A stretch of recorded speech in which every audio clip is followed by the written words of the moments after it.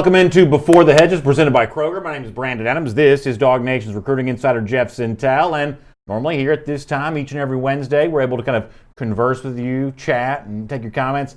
Today, that's not the case. We're doing a little pre-record in honor of the Thanksgiving week, letting some folks spend some time with some family and friends here on Wednesday, but nonetheless, we want to be able to deliver the recruiting information you've come to expect, so we'll do that today, at least in a version of that, as far as Before the Hedges presented by Kroger goes. We will later on see an update to our top targets list now that Sewell's no longer on that. We'll hear from Sewell himself about why it was that he chose Oregon, following the footsteps of his brother Panay Sewell, who was a terrific offensive lineman for the Ducks. But to begin, Jeff, here on our program, a busy weekend for UGA recruiting in terms of the visitors list on hand for the Texas A&M game. You were able to capture a lot of images of those guys, and I think in a lot of ways these photos tell the story about what was a nice day for the Dogs from a recruiting standpoint. Yeah, Brandon, I think, low-key wise, I think especially when you consider the 2021 class and you see a guy there, the five-star offensive tackle Amarius Mims out of Blakely County, number 2 overall recruit. In some ways, especially when you look at the 2021 class, man, this guest list was star-studded. Guys like James Williams, Amarius Mims, you see Will Shipley right there. So we're able to, do a little mixture of ones that we felt were the more intriguing visitors from that Texas A&M game, which was the last home game of the season. So it makes sense that Georgia's junior recruiting effort, junior year kind of push for a lot of those top targets, makes sense that a lot of those guys were in the house on Saturday. Yeah, so I guess kind of talk us through some of this, obviously, and we talked about this on Dog Nation Daily this morning, or should say on Tuesday morning, the interest goes to the fact that Darnell Washington shows up there as a surprise visitor, but just kind of take me through kind of what jumped out at you and what you found to be interesting about the guys who were there, maybe the experience they were having. Yeah, first of all, I guess you gotta put Darnell Washington front and center because that was the highest rated undecided recruit that was there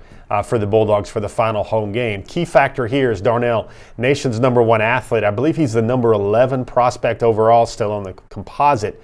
Makes the unofficial visit, that's on his own dime, shows up flying in from Nevada of all places, that cross country, that red eye.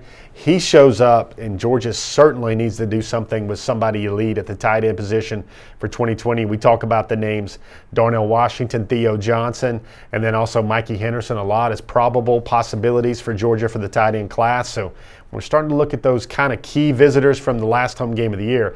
I think the list starts with Darnell Washington. Yeah, I think so as well. And all the national recruiting that Georgia's tried to do, and some of that's going to bear fruit, some of that's not. But when a guy like that comes across country the way that he does, given the fact that he could have used this weekend to have been paid for to go visit somebody else's school, paying his own way to come to Georgia, which is obviously the requirement for an unofficial visit, I think that really speaks really well of Georgia's relationship with Washington. That's seemingly been strong now for a while, and no change in circumstances for any other program has seemingly been able to upend Georgia's momentum with Washington. I would dare say after he makes the unofficial this past weekend for the Texas A&M game, that bond may be stronger now than ever. Yeah, I think we've got an image of him. I want to show you one of the, if we can flip back, one of the pictures of Darnell. Darnell's kind of sitting there amid, you look around him and there's Carson Beck and his family, there's Nazir Stackhouse, there's Justin Robinson, there's Chad Lindbergh and his family, and he's just right there in the bleachers. You see right there, you see Chad Lindbergh on the right. His still kind of baby face for a young man that's still growing, going to put a lot of size and strength and weight onto that body as already an Under Armour All-American. He's committed to Georgia. You see Darnell Washington there. He showed up despite miserable conditions again and on an unofficial visit.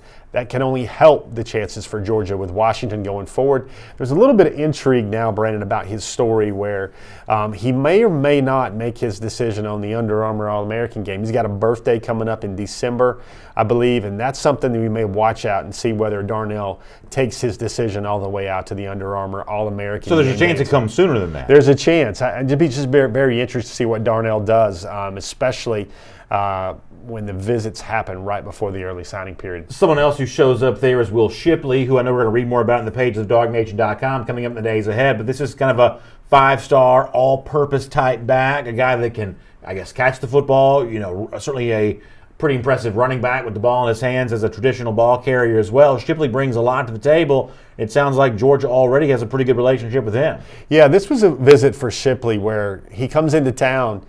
He knows about the running back tradition there, Brandon. He knows about the Keith Marshalls, the Todd Gurleys, the Nick Chubbs, the Sony Michels. A couple of those names are even from his native North Carolina. But he wanted to visit to make sure that Georgia felt a certain type of way about him. And I guess the love was shown. Yeah. Kirby Smart made it clear that he was known. So did Dell McGee. This is a factor back. He's rated as the #1 all-purpose back in the country for 2021. And, hey, if you hadn't noticed on this program, Georgia's probably only going to take one running back this year in the class of 2020. So that means double dipping definitely in the class of 2021. Will Shipley, very interesting. I'm going to just share a little bit about him. Like, number one, his game is very reminiscent of it happens all the time, Brendan. He is compared to Christian McCaffrey. Yeah. And you listen to Will Shipley, he wants to be an engineer, he wants to be a business major, get his MBA. He sounds like a young man who could end up going to Stanford just because he's got that Stanford offer and he's just got that acumen about him where he's just a really sharp, intelligent young man. He left Georgia thinking that Georgia definitely made a move for him, move things up for him, and be very interesting here, Brandon, because I want to theorize something with you right now. Let me make you hypothetically a Wake Forest family, okay? Sure. And let's say everyone in your family are Wake Forest alums, fans, or whatsoever, and yet I think my intelligence level just went way up, and my football fan enjoyment just went way down. Well, and here's the wrinkle here is like. So the Adams clan are Wake Forest folks, and all of a sudden your young son is the greatest thing since sliced bread as a quarterback. Do you sit there and you go, is Wake Forest the best spot here, or is it bigger stages? Yeah. That's what's happening with Will Shipley. He's got a family. The name's not Wake Forest, it's NC State. There's literally like dozens of people in his family that are connected or went to NC State. But, I mean, Brandon, there's NC State, and then there's Clemson after him. There's Ohio State. There's Notre Dame. There's Georgia. There's Stanford. There's all the big boys. So Will's got an interesting decision whether he's going to have to make it, whether he wants to be an alumnus and follow the family legacy ties, or whether he wants to go play at the best ball and with the best surrounding cast possible. And this is not a shot. I'm not being snarky. It's amazing what NC State has fallen down to. That's an awful program right now. Yeah. So that's one of those where those legacy ties might not be the best thing for his football future because he thinks he's an three-down back. And we hinted about his athleticism, Brandon, on the Dog Nation Daily program on Tuesday. Shipley, when he runs that 5-10-5 pro agility drill, he's in the 3.9s. He's running a 4.4. 4.4 is on laser when he's doing his training, and that, folks, is Zachary Evans territory. That number that Zachary Evans put up his senior year was right around 3.81, 3.82. So when you got a young man from North Carolina that catches the ball out of the backfield too, makes a lot of plays in the receiving game as well as the run game, when you've got a young man in the 2021 class, just a junior, clocking those times, that's somebody to pay attention to. How about Lavassier Carroll? Yeah, Lavassier Carroll was back again. He was, he's a Georgia native. He's down there at IMG Academy right now.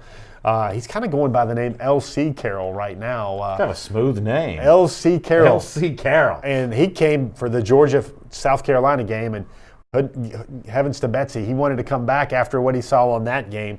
Remember, he was previously committed to South Carolina, but now all the big boys are after Lavassier Carroll.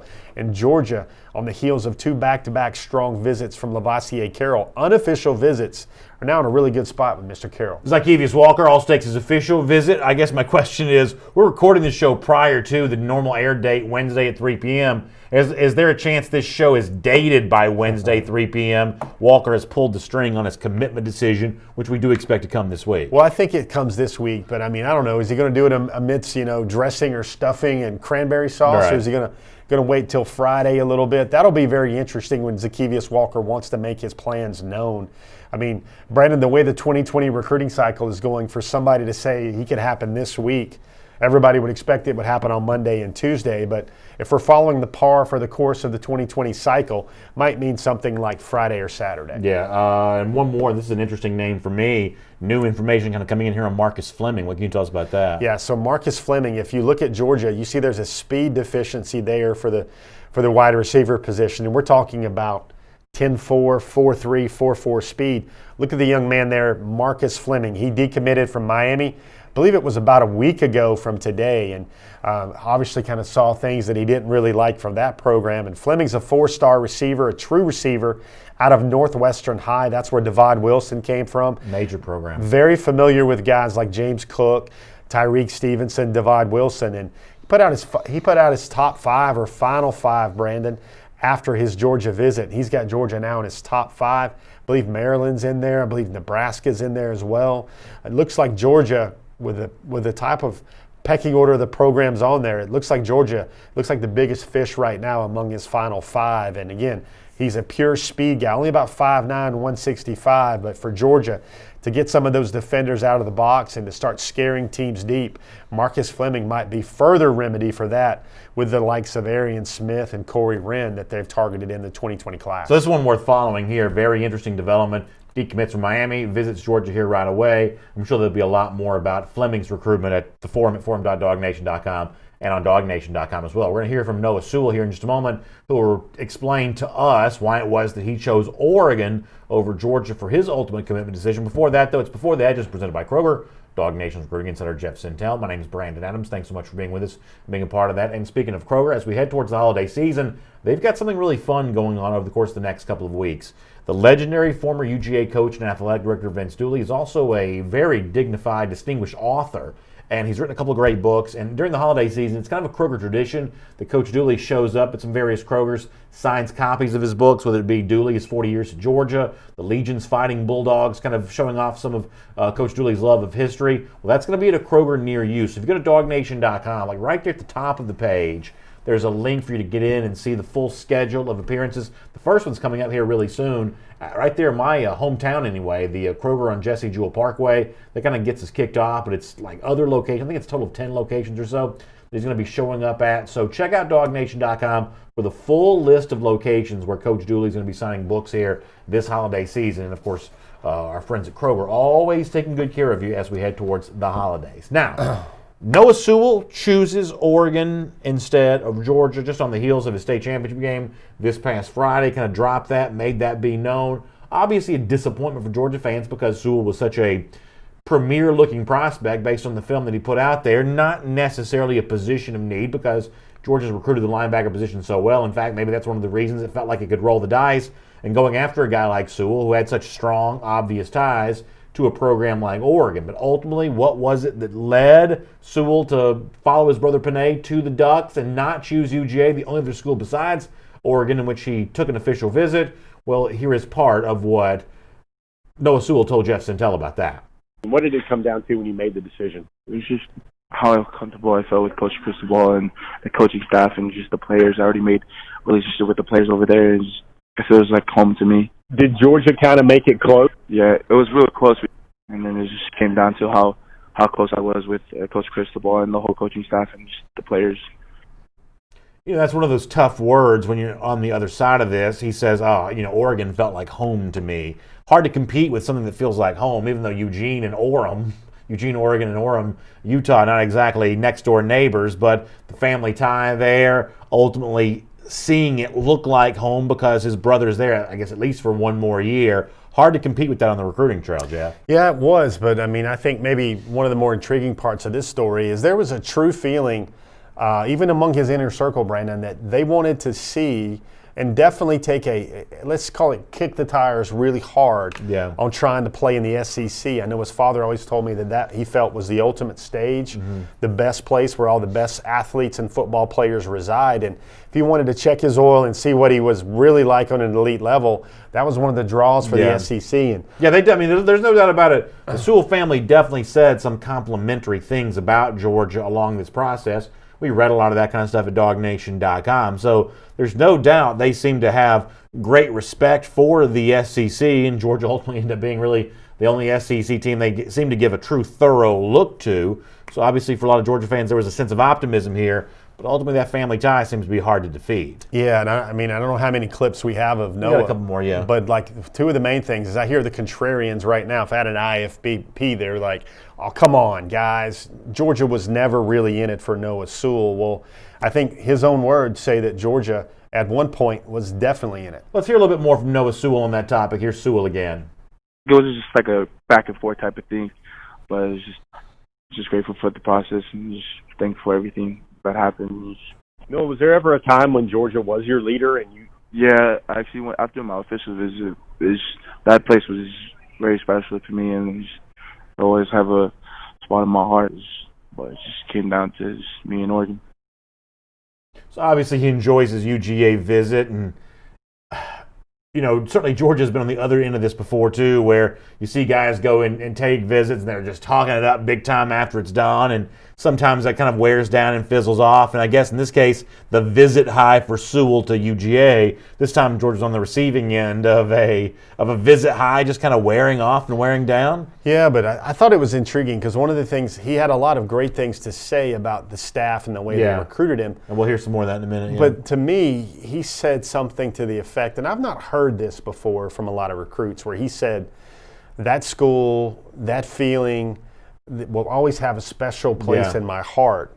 And you don't say those things for a perfunctory, somebody's got to finish second. I think that there was some really true back and forth there, things there with Noah Sewell. And I think Mario Cristobal and that staff did a great job of recruiting him, because a lot of those ties and the relationships they were building when his brother Panay was being recruited, and look how well he's blossomed. I mean, Panay Sewell, all you can need to say about how good an offensive tackle he is that the Outland Trophy had 3 finalists for the best lineman in the country this year, and they included Panay Sewell among their 3 finalists when he is just a true sophomore. Yeah, no, he's been a very impressive player, and now Noah will wear the same uniform in college that Panay did. One more from Sewell on his feeling with the Georgia coaches and kind of everything else that I guess is kind of left over from his decision process now that he's on his way eventually to Eugene. Here's Noah again.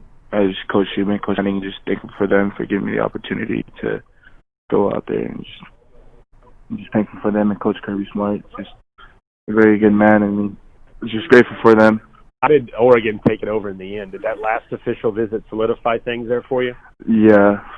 I really a lot just at that official visit, just after that game, just spend time with my brother, just talk to him about everything, and he didn't really try to sway me to go to Oregon. He just told me that no matter what, he's still gonna love me and just do what's best for the family and just put on for the name. So, on Tuesday on Dog Nation Daily, I kind of made the point about when it comes to Georgia's national recruiting efforts, there are really kind of a couple categories you put guys in. There are national recruitments where there wasn't an obvious choice other than UGA, and national recruitments where there was an obvious choice. Take Kendall Milton, for instance.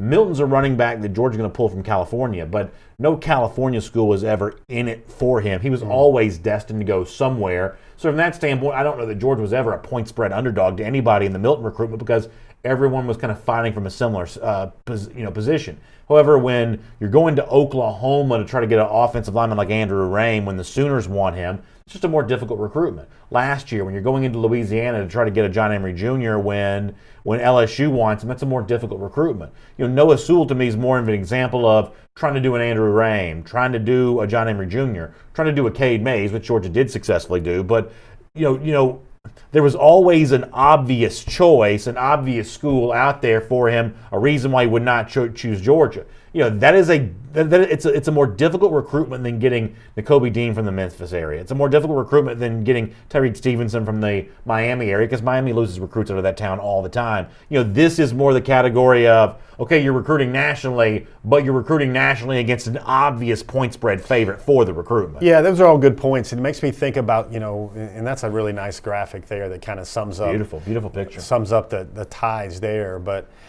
you brought up a lot of points there. First of all, if Kendall Milton didn't have a brother at UCLA or USC right now, which would have made things, point spread underdog in that recruiting as well. But then you flash to Tennessee, for instance, and Georgia pulled Cade Mays, even though his dad was a legacy there and a captain. Yeah. I think the big separator for there, or the thing that marginalized things for Georgia in that recruitment, is Tennessee was imploding at the time. That's right. Tennessee was faltering at the time. That's right. And I think really one of the reasons that Oregon had some pause or some hiccup where it kind of led Sewell to go look at the SEC was he wasn't really sure what Oregon's defense would be this year, what this team would look like defensively, and they've structure-wise. greatly upgraded that. And they've greatly improved. So Georgia almost needed one more misstep to maybe overcome a lot of the things. And, it's funny, when I was talking to Noah about it the other day, he basically kind of felt, I kind of proffered the metaphor that, man, it sounds like this was a football game. Like Oregon was up by 2 touchdowns at the half, and somebody had to come knock them off. And Georgia, as his own words said, I'm not putting words in his mouth, he said that Georgia took the lead at one point with Oregon. For Georgia to just get in that race and be in that race says a whole lot. But at the same time, I know folks don't want to hear too much about silver medal and second place is first losers. But folks, Noah Sewell, class. I'm going to tell you, wherever he went, wherever he goes, I'm going to be watching that team on Saturdays because he is an electric and a fun football player to watch. So I said this on Dog Nation Daily when you were with us on Tuesday. I'll say it again now. Georgia didn't really need Sewell, but they wanted him. And now in the absence of Sewell, there probably is something that Georgia needs.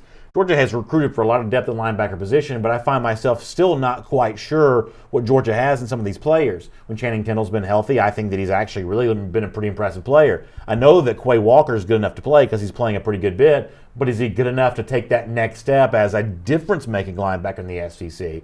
Obviously, the two backers they brought in addition to Kobe Dean for the 2019 class, we know about Dean. He's playing plenty. He's already proven himself to be a real part of the solution for the Georgia defense moving forward. But I don't know much yet about Ryan Davis. He's been hurt. Tresman Marshall, I guess, a special teams performer, not really a linebacker for Georgia as of yet. Now that Sewell's not coming in, figuring out what you have in the 2018 signees, Walker and Tyndall, the 2019 signees, Davis and Marshall, to go along with other guys that are on the field a lot more prominently, that becomes a lot more important for Georgia now. I think it looks pretty clear to me as Tay Crowder is a fifth-year senior that's graduating, and it's going to kind of be best dog up to determine who kind of grabs those reps.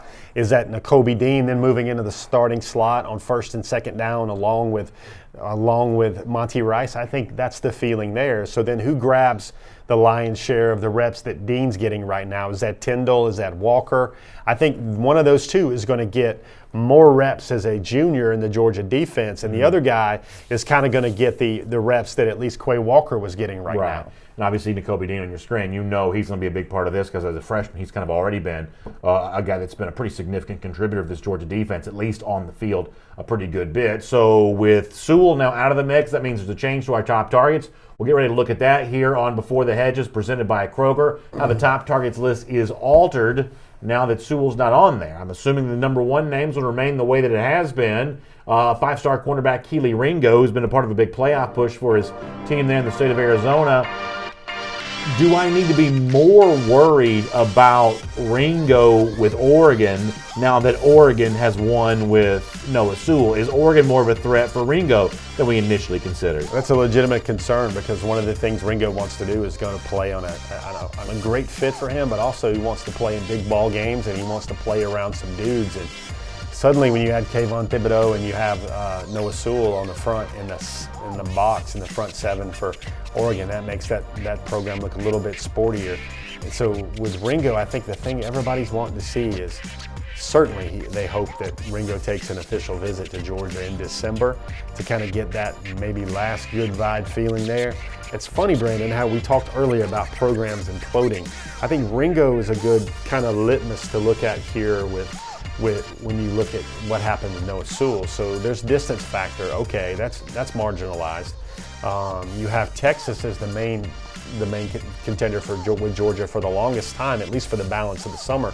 Texas is going in the opposite direction, so maybe they're faltering in the race there for Keely Ringo, and maybe Oregon is rising up there to kind of be the next strong contender along with the Bulldogs, who have kind of maintained their prominence nationally, what they're doing defensively.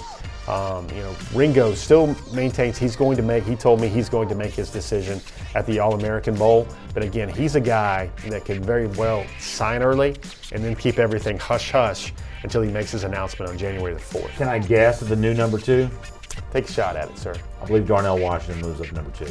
You got it. There you go. I think, has Brandon been looking at the teacher's homework or something like that? No, I'm just going by the evidence that's out there. I do take it as a very significant statement. Obviously, the two spot is open after the Sewell commitment. I take it as a pretty significant statement that Washington was on campus. So I'll take the W for that one, my friend. Would you?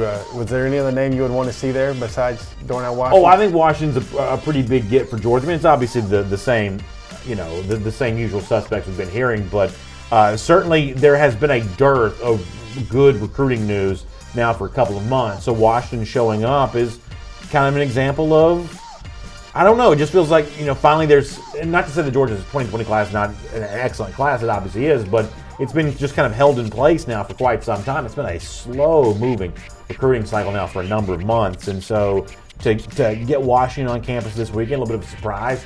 Anything that rings like a pleasant surprise right now is good, so I'm not personally surprised that he's moving up on the list.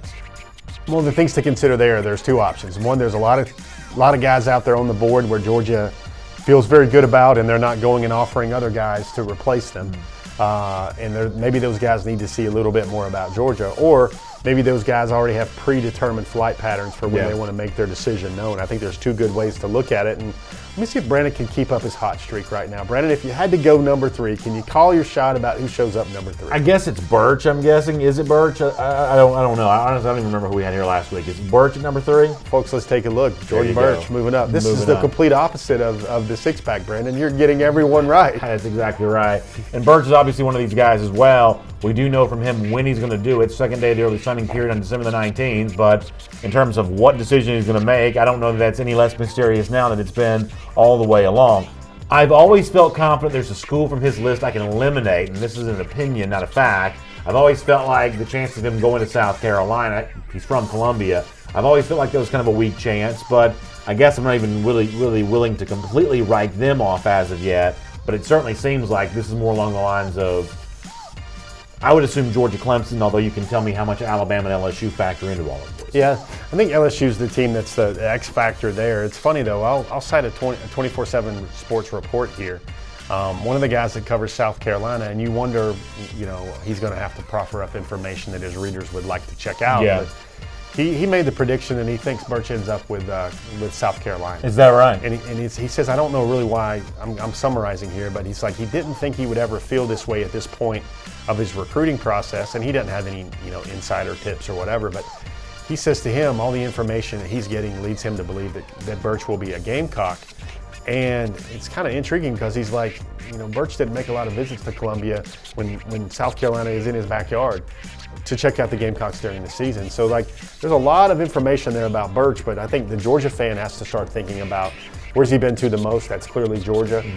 Georgia is definitely doing everything it can to hold serve defensively. I mean, nobody's sitting there saying Georgia's not using its defensive ends properly or its defensive tackles properly. They're just playing so many people so well right now, rotating guys to great effect. The same way sometimes offensively we say, man, Georgia just has this haphazard all-star game style of player rotation where the pieces don't seem to always fit together. Defensively, it's the exact opposite. They are rotating guys to great effect. They're keeping guys fresh. They have, kind of an aggressive package in the game on third down, stout against the run in short yardage situations. For everything, sometimes the offensive player rotation, substitution pattern seems to leave to be desired. I think the defense is the exact opposite. I love the way that Lanning and Kirby substitute these guys on defense. And if you're Jordan Birch, freshman being a part of this, Trayvon Walker is a major part of the defensive story right now. That's got to be an attractive recruiting ploy. Yeah, two things. Kirby Smart said in his press conference this week on Monday that he kind of let the cat out of the bag, that they look at their top 20 football players and analyze them where they're at this point of the year, and they're like,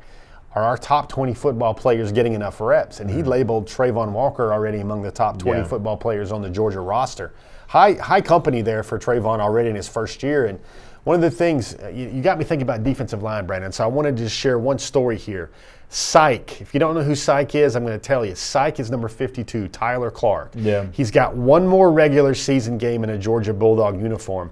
Folks, watch him against Georgia Tech. He is a weapon of mass destruction for Dan Lanning on the defensive line. And appreciate Georgia psyching out the Georgia Tech offense on Saturday against the Flats, because number 52 has been balling this year. Let's see name number 4, top targets before the hedges, presented by Kroger. Zykevius Walker moving his way up here. I want his commitment week for him. We talked about him.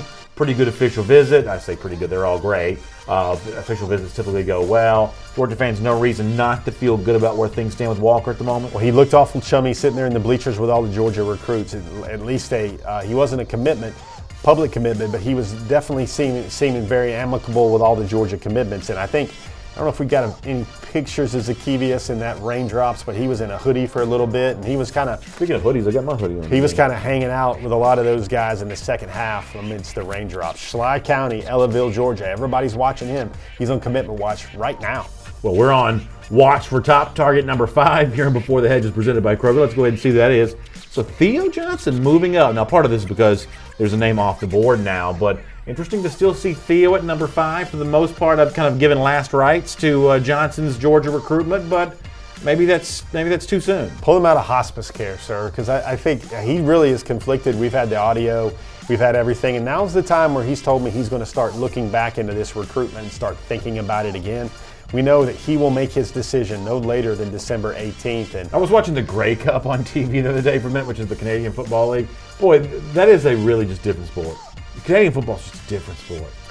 You know, punting. The fans were into the game though. Punting on third down, the sidelines, the width of the field, everybody in motion, the big end zones. It's a totally different. It's totally different in a lot of ways. Yeah, it's a very different sport. So can you imagine what the Georgia offense would do if they had to punt on 3 downs? What would be the? I almost said something. I thought, let me just leave well enough alone. We're leaving well enough alone. Let me just leave well enough alone and keep the good Thanksgiving vibes going. Next name, top targets. By the way, do Canadians celebrate Thanksgiving? They don't, do they? Isn't Thanksgiving an American holiday? Do Canadians celebrate? There's a lot of Theo is going to love Thanksgiving when he finds out about that. There's a lot of American holidays. I feel like they celebrate Boxing Day the day after Christmas. Maybe they celebrate Thanksgiving. I'm not sure. I'm sure you probably find this hard to believe. I'm not the most international person in the world. Anyway, next name, top targets, class of 2020. Arian Smith, kind of also moving up a bit here as well. How does Fleming, the receiver we mentioned before, change things one way or another for Arian Smith? Is it just a kind of a best player situation? They'll just take who they can get, or is there a prioritization among these receivers? Yeah, I think we can kind of click off both those threads. I'm going to see if I can combine them really quickly here. Arian Smith, I'm going to do it quickly because that's a quick young man. I think Georgia knows it's in a boxing match with Clemson, Alabama, Oklahoma for Arian Smith. So I think Arian is definitely a need for this class because they need that burner. But I think Georgia's just being smart now by going after 2 burners at the same time because they know they need that extra guy with that extra giddy up outside at receiver to scare defenses a little bit and kind of get people out of Kendall Milton and Zamir White. And Smith is the higher rated prospect, though, correct?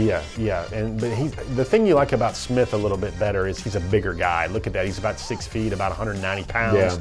Both these guys are, super elite, fast humans. I think Smith is a little bit faster, but you're talking about 2 guys that are 4.4s, 4.3s, and they're both in the 10.4 range and the 10.2 range and the 100 for Smith. And the other thing with Fleming, he's a true receiver, and he's only about 5'9.5", about 170 or so. Next name, top targets, class of 2020, it's Dante Manning.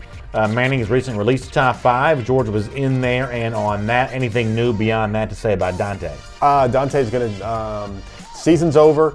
Look for him to make his decision at the Under Armour All-American game. Vital official visit coming. It's going to have to be considering Georgia's schedule, Brandon. We've talked about this a little bit in the forum, but Georgia's going to not be hosting recruits this weekend, obviously, because it's on an away game. The next week it's in Atlanta. Georgia's got one official visit kind of lane to get guys in, and that's the weekend of the 13th, right before the early signing period starts up. And, Kirby and these guys talked about this before, that the SEC Championship, while everybody wants to be there, it is a little bit of a challenge when it comes to recruitment because that is a weekend that schools like Alabama not good enough to qualify for the SEC Championship game they get to enjoy. Yeah, but I think one of the best pieces of recruit. Catch that. I did catch that. We're just keeping that Thanksgiving vibe. We're thankful for everything in this mighty conference. But the thing there with what you're looking at with that is, man, that's a good piece of recruiting to be in that showcase game. No, I don't doubt that. No, I'm not saying you're right about that. Play hard, play well, maybe potentially knock off LSU in the SEC championship game. I think that would go a little bit better than an in-home visit, don't you think? That's probably about right. Or eat some chicken wings in the West End zone or hitting golf balls. I think that would be a better piece of recruiting. How about next name, top targets for the class of 2020? Mikey Henderson Jr. still on here out of Carrollton, Texas, and well, I guess, Jeff, this is always kind of one worth watching where does he hold on to his OU commitment status? Does he open things back up? And I guess we're left to wonder. Yeah, that's one of those things where Georgia definitely needs a red zone weapon, quite like Mikey Henderson Jr. We showed the film last week of him catching a ball in the middle of the field when he was bracketed by 3 defenders. Super strong young man. Remember, he was a great athlete, former quarterback, and he knows he's just going to be one of 2 schools. It's going to be Georgia, Oklahoma. Now that his football season is over, what he's going to do is he's going to go up to Oklahoma. He's going to have a heart-to-heart with that offensive guru, Lincoln Riley. Lincoln's going to tell him how long it's going to take before he goes and becomes the head coach of the Atlanta Falcons, I'm sure. Pay attention to that one. And then he's going to decide whether he wants to be utilized as an H-back in that manner, form, and fashion for the Sooners, for Boomer Sooner, or he wants to come play some tight end, some flex in for Georgia. A couple more names to get to here real quick. C.J. Stroud going down a bit, and Marcus Fleming, the receiver, shows up here on the list. So both these guys on visits this past weekend. The Stroud thing, let me start with that. Jeff, we've talked a good bit about Fleming. Anything new on Stroud? This has also kind of felt like one where, is Georgia really in this for a guy that has a chance to go to Ohio State and other places like that?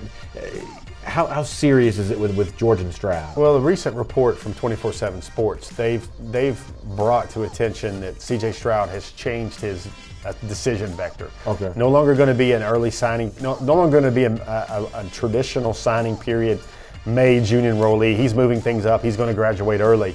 So these next official visits are going to be big. He's got Georgia first. That's probably not a good sign for a kid from California, where he's got Oregon as well in the mix. He's got Ohio State as well in the mix. Bet he takes a California like a USC or UCLA as well there for one of his final official visits. But looking at Ohio State pretty hard and definitely wants to be a January enrollee now. So to me, I've always thought, Brandon, that Georgia's best chance at bringing in both Beck and bringing in both Stroud in the 2020 class would involve Jake Fromm having a great year and moving on to the NFL. That's up in the air. Let's just kind of say that. So I think Georgia's best chance at Stroud, it's kind of dicey right now. It's not really, the path is really not clear, especially with an Ohio State and an Oregon coming along here. The main thing, the reason why I bumped him, and I'm going to save you from trying to be Walter Cronkite, Brandon Adams here, but he just didn't really look engaged while watching the Bulldogs on Saturday. Okay. He wasn't immersed with a lot of the guys on the team. He just wasn't kind of clicking and trying to gel with a lot of those guys. Didn't seem to me while he was watching the Georgia football game that he was really thinking strongly that might be his future. You can kind of tell, right? Especially someone like you that's done it a lot. You can just kind of, body language just reveals a lot. It reveals a lot when he's not really checking out big points of the game, getting really involved in the light show or anything else like that too. It's Before the Hedges presented by Kroger. I want to let you know about this 3-day sale coming up at your local Kroger store on outdoor floral stuff, including Christmas trees, and you can also save 20% off with card and coupon. That's starting to Wednesday, November the 27th.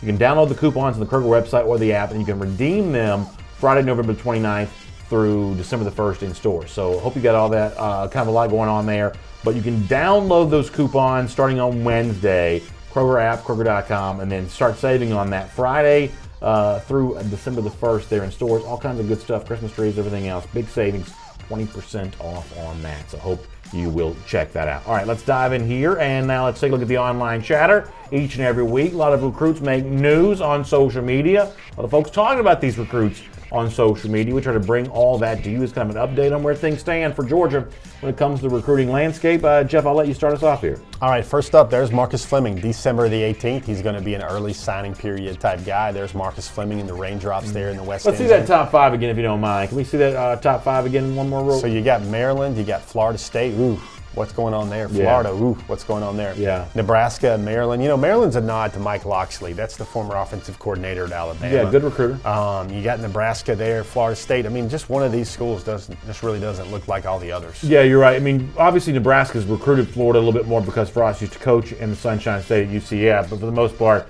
they look like kind of the outlier there. And Loxley, for the most part, he's going to get some recruiting wins here and there because, that's kind of, first of all, that's a pretty talent-rich area he's recruiting out of anyway, and he's going to try to come down south here a little bit too. Let me add just a little bit of extra hot sauce to this one. So obviously, Marcus Fleming was committed to Miami for over a year before he made his decision. I think he committed in the summer of 2018, Brandon. Boy, they average like 20 decommits a year, don't they? Yeah, but here's the thing, dude.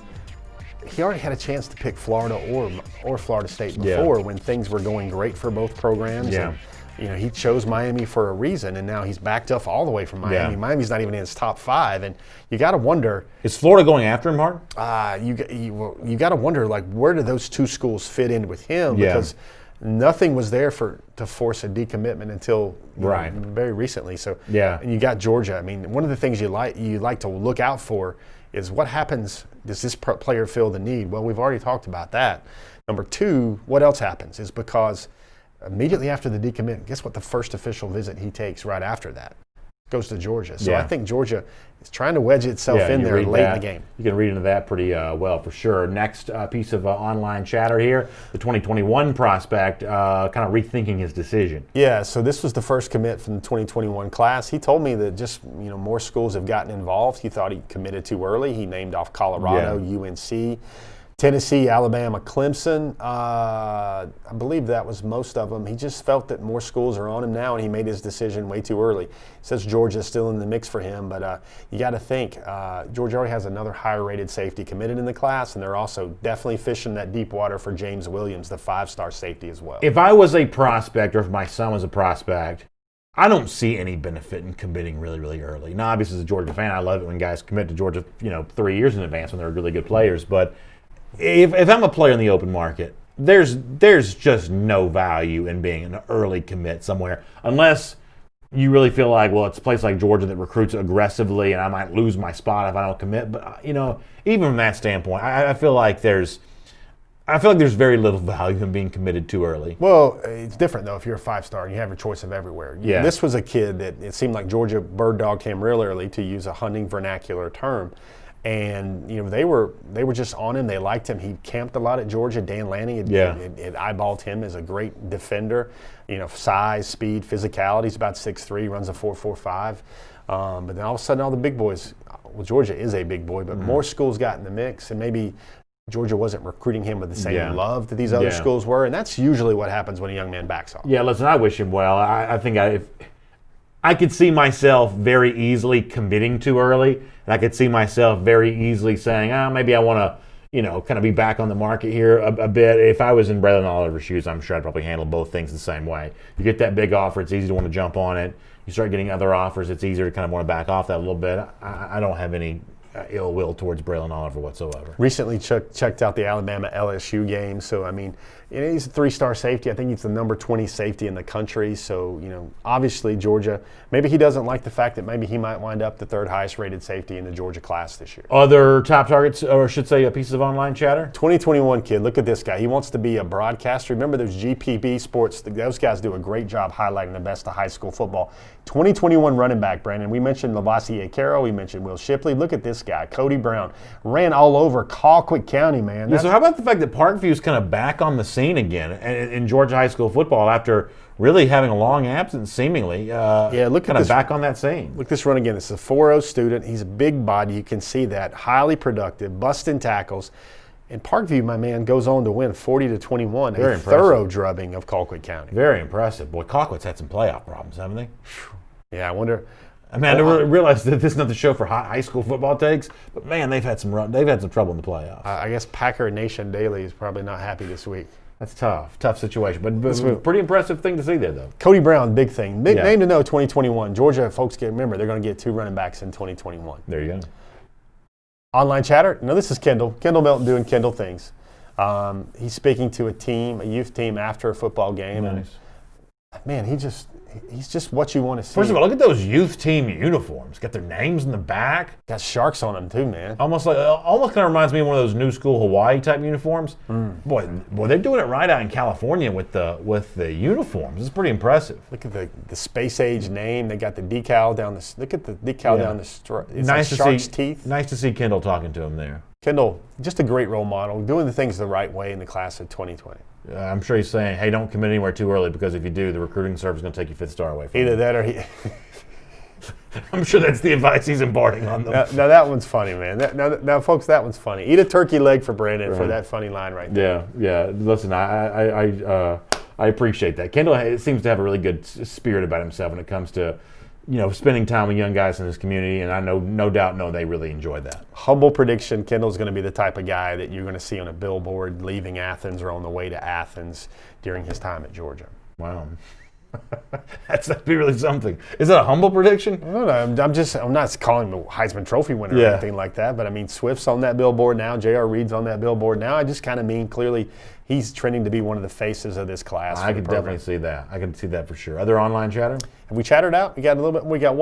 We're all done. We're all done with the online chatter. Brandon, let's hit that road. Let's get to the six-pack right now. Yeah, let's do it. Let's do a little six-pack trivia, Jeff. Brandon, the floor is yours once again. Who are we talking about today? Who are we talking about? I'm sure it's clean old-fashioned hate. We're talking about the rambling wreck from Georgia Tech. Talking about bees. Now, first of all, guys, let's predict, as you watch the show, let's predict what Brandon's going to go today. I think Brandon's going to go a robust 3 for 6. Maybe I can do better than that. I like to have a winning record. 3 for 6. It'd be nice to have a winning record. First question on deck. Something Tech can only do. Let's go.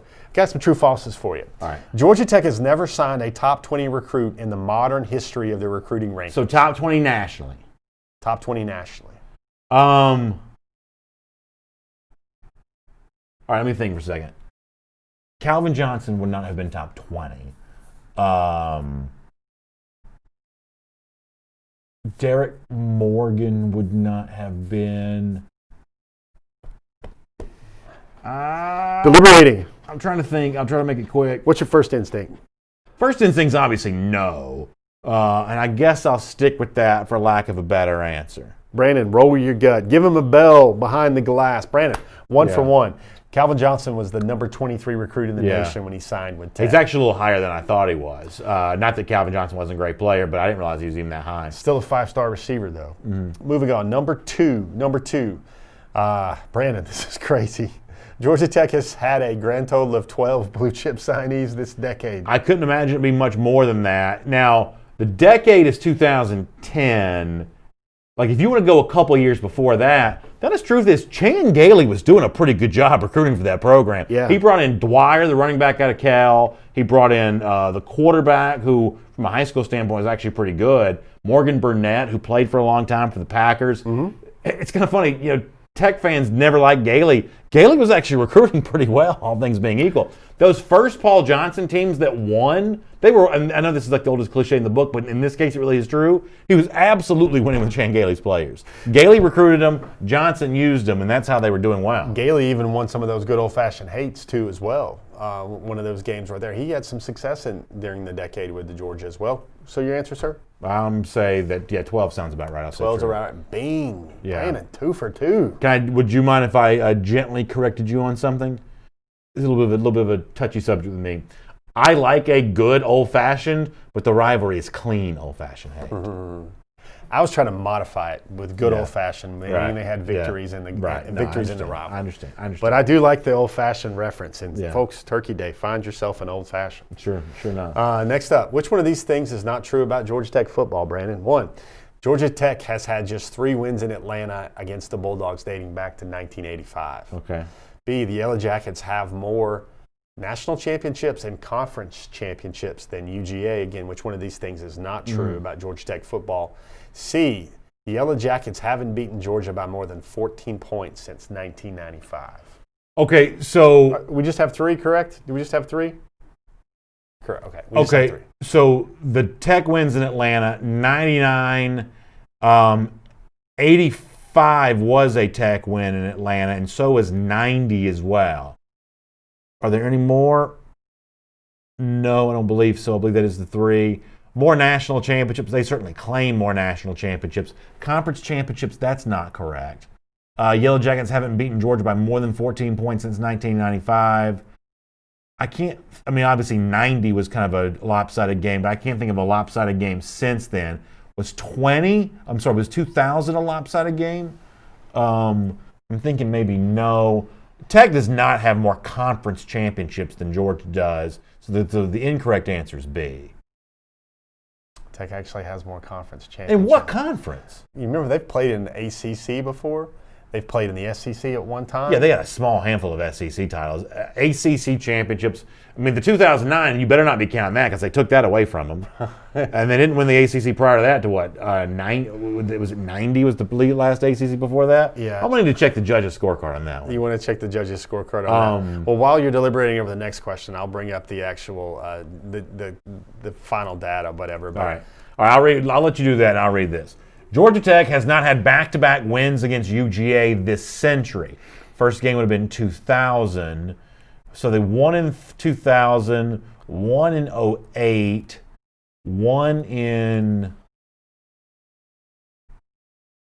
Brandon, was roll it off 14? The next one they won in 16. So yes, they have not had back-to-back wins this century, although the first year of the century was the last of a series of 3 straight dating back to 1998. But if you're only counting the years in the 2000s, Tech has not won back-to-back games this century. Brandon, you know that scene in Old School where James Carville's comes up and then they let Will Ferrell take the debate first, and all I can say to that is that answer was perfect, man. Yeah. That was great. Yeah. That's the way you break down a six-pack trivia question. It is. The last And those Tech teams, I mean, as much as it pains me to say, the 99 game was absolute highway robbery, and the fact they still let Al Ford, at least they used to, be a replay official in the SEC, I think is a total slap in the face to Georgia. He was the white hat the day of the embarrassing Jasper Sanks fumble, one of the worst calls that's ever been made in college football. And as they say, the kids like to say, ball don't lie. The fact that Tech hasn't won in Atlanta since then tells you everything you need to know about that. But those Tech teams in 98, 99 were actually probably pretty good teams. Going off the fine folks at Winsipedia, they track all this stuff. They track shoe sizes of head coaches, just about it. Tech has 15 conference championships. Georgia has 14 conference. I'm going to need to see which conferences they're talking about. And that 2009 deal better not be on there. That's all I'm saying. Well, then it's still true because they don't have more. No, what I'm saying is they better not be counting that 2009 to get them to 15 because according to the record books, that one's not on there. Record book? You like record book championships or on the field championships? I still look at on the field championships. Come on. It depends on what helps my argument at the time. That might be the truest thing Brandon has ever said on this show. Number 5, Brandon. This is pretty good. This is pretty paltry here. Yeah, this is pretty good. What is the current blue chip ratio of football signees between Tech and Georgia dating back to 2016? These are players that will be on the field on Saturday. All right. I'd love for it to be 73-1. Is it 73-1, 73-4, 73-7, 73-10? All right, let me think about this just for a couple of minutes. So Henri St. Amour is not there anymore. I don't think he was a 4-star anyway, but although he certainly was a good player. That's an example of what Tech should be getting more of. Like, they should be getting the good 3 stars, you know what I'm saying? Like a guy like that out of North Gwinnett, something like that. That's where they ought to be having more success. But as far as guys currently on their roster, honestly, I'm not even sure I could name a Tech player. You can name one at least, right? I don't know. What about TK Chamidza, who was in the mix for Georgia in the 2018 class at D tackle before they signed the whole world? I'm going to say it's 4 just because I think that sounds like a nice round number. Surely they must have. Do they, though? I want it to be 73-1, but it can't be 73-4. 73-4. And Brandon, I want to break down Tech's championships. They have 5 in the SIAA, which was a long time ago. Yeah, I don't even know what that is. 3 in the Southern Conference, 5 SEC championships, and 2 ACC championships. All right, so 90 is definitely an ACC championship. Do they say what years those ACC titles are? They're not tracking that. And you can't give me. You're going to give me the Southern Conference and the SIAA. That's 8 of them. There you go. That's all you need to know right there. I'm going to claim victory on that one. All right, last one, Brandon. All right, here we go. This is interesting. Which one of these great things about Georgia Tech alumni is actually fiction? Okay. The rest are true. I like this. A, the varsity was founded by a Georgia Tech Yellow Jacket. Frank Gordy as a Tech man? That can't be right. The famous Atlanta Sundial restaurant atop the Westin Peachtree Plaza was the brainchild of a Tech alum. So true story. When I was in high school, this was the big place to go have your like. This is not a thing as much anymore, but back when I was a kid, it was prom dinner. I feel like kids don't do prom dinner anymore because for whatever reason they just don't do that. But Sundial was the place for prom dinner. Is there a picture of you and Mrs. Adams at the Sundial? We were high school sweethearts. I bet I could probably find one of those, dig one of those up. Oh, man. You know I was decked to the nines. Oh, I'm not wearing a hooded sweatshirt like I am today. Calm down now. There's another ladies' moment. Be quiet. Yeah. C, the current president of Panama is a Georgia Tech grad. Oh, is that right? D, a yellow jacket. Is Marco still the Panamanian president? I'm assuming probably not, right? D, no. Panama, not the Philippines. It's Philippines. Yeah. Imelda Marcos. I'm getting my P's. Let me just move off. Get your P's and Q's in order, Let me Brandon. just move off of geopolitics here for a second. D, a yellow jacket is one of 12 people who has walked on the moon. Or E, Georgia Tech has never had a graduate named Miss Georgia. So I don't know if a yellow jacket has walked up the moon, but there are plenty of yellow jackets taking up space around the world of college football. So Georgia Tech has never had a graduate named Miss Georgia. That certainly seems like it should be true. Get any more shots left here for you? Let's see. So one of these is not true, right? Correct. One of those is not true. I sure hope Frank Gordy, the varsity founder, wasn't a Tech man. I hope that's not true. President of Panama being a Tech grad? I don't know. I'm going to give you one that'll make this a little easier. This is my Thanksgiving present to you, Brandon. Well, I want to guess here. I'm going to eliminate one of these answers. This is going to be like Regis Philbin and who will be a millionaire. I'm going to take away A because it was founded by a Georgia Tech Yellow Jacket. Did you know the varsity was actually originally known as the Yellow Jacket?